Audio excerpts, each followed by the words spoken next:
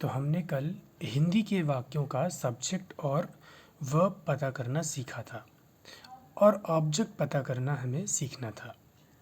Object के लिए मैं आपको पहले बता दूं, ऑब्जेक्ट जो है व्यक्ति से पता चलता है, वस्तु अथवा अवस्था से, स्थान से, समय, ढंग, मात्रा और कारण से। हम सब इन चीज़ों पर आएंगे, लेकिन पहले हम इन 3-4 चीज़ों को देख लेते हैं। वे मैदान में खेलते हैं, वे सब्जेक्ट हुआ, खेलते हैं वर्ब हुआ, और मैदान में क्या हुआ, आपका ऑब्जेक्ट हुआ। बट कौन सा ऑब्जेक्ट हुआ, ऑब्जेक्ट नंबर 3 हुआ। क्यों ऑब्जेक्ट नंबर 3 हुआ, क्योंकि 3 से हमें स्थान का पता चलता है, और इस पूरे वाक्य में स्थान से हमें क्या पता चल रहा है, मैदान।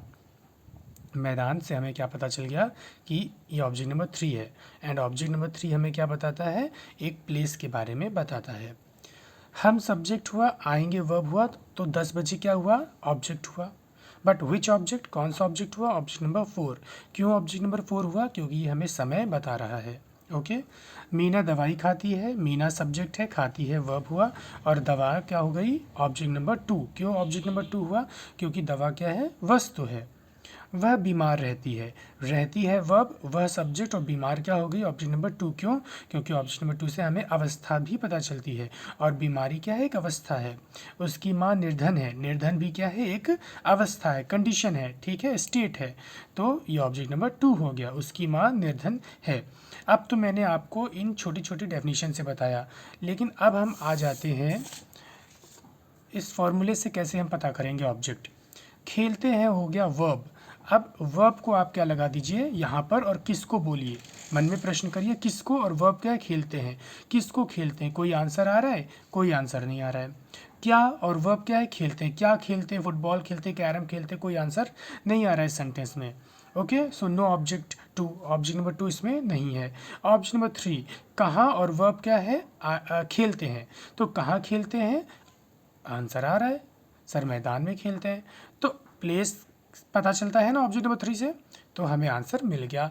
हमने प्रश्न किया और हमको तुरंत आंसर मिल गया, कहाँ खेलते हैं, मैदान में। तो ये हो गया ऑब्जेक्ट नंबर 3। क्यों, जिससे आंसर मिल गया वही ऑब्जेक्ट हो जाएगा। नेक्स्ट सेंटेंस, हम 10 बजे आएंगे। आएंगे को आप लगा दीजिए वर्ब की जगह, किसको आएंगे, कोई आंसर नहीं आ रहा। क्या आएंगे, कोई आंसर नहीं आ रहा। कहाँ आएंगे, कोई आंसर नहीं आ रहा। कब आएंगे, 10 बजे आएंगे। आंसर आ गया। So this is object number 4।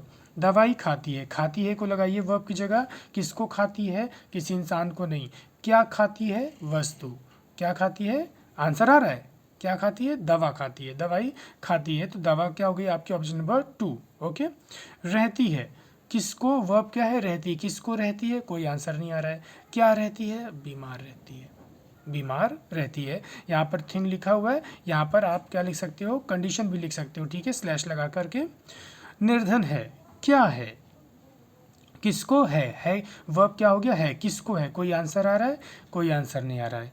क्या है, उसकी माँ क्या है। तो क्या है, इसे क्या आंसर आया, निर्धन है। तो निर्धन क्या हो गया, option number 2। And option number 2 tells us अवस्था।